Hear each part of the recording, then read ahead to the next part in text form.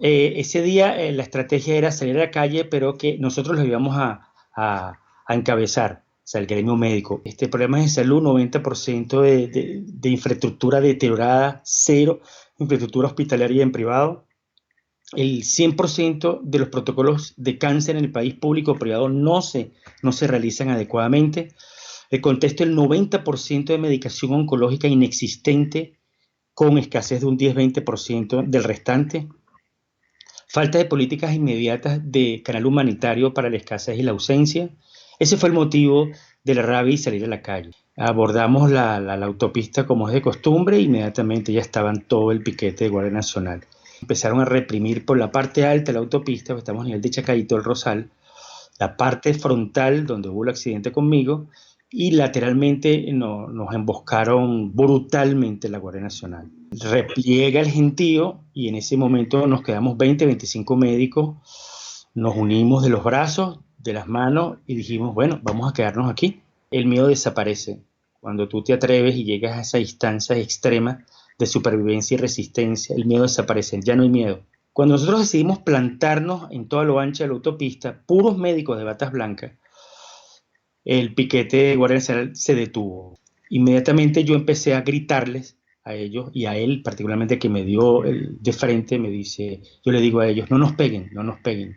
Cuando yo abordo este especie de Robocop, cuando estoy frente de él, tengo algo compasivo, Pedro. O sea, realmente me sentí con una gran compasividad humana y dueña de una bata de miles y miles y millones de médicos que están en todo el mundo, y decidí abrazarlo compasivamente.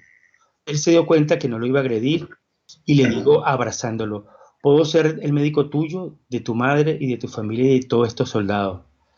Entonces, él me dijo también con compasión, me dice, quédese conmigo. Yo no entendía por qué él me decía quédese conmigo. Yo le dije, no puedo, tengo los médicos que vamos a marchar y a pasar.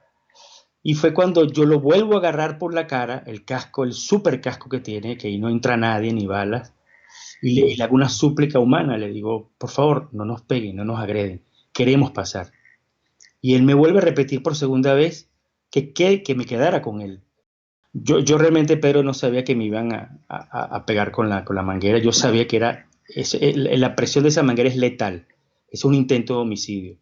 Te puedes fracturar el cráneo, te puede romper la columna cervical, puedes tener politraumatismo, depende cómo caigas. Eso aturde, te desorienta, no sabes dónde estás, prácticamente pierdes el conocimiento y cuando te recuperas te ves lleno de agua y empiezan a tirar cualquier cantidad de bombas lacrimógenas a mi persona y a mis compañeros. En ese momento no podía respirar, no sabía dónde estaba, ganas de vomitar, y por estas dos personas me sacan de la autopista o lo ponen en el hombrillo y empiezo a caminar hacia la retaguardia, pues no podía respirar. Pienso que si yo puedo ser la voz diligente hacia una denuncia, la voz de miles de médicos del mundo, que puedo utilizar esto como denuncia y puede formar parte de nuestra lucha de todos los ángulos del poder comunicacional, expresivo y de lenguaje, acepto el reto. En este caso soy yo, Vladimir, pero somos miles de nombres desconocidos y anónimos. Yo soy el anónimo doctor de la ballena.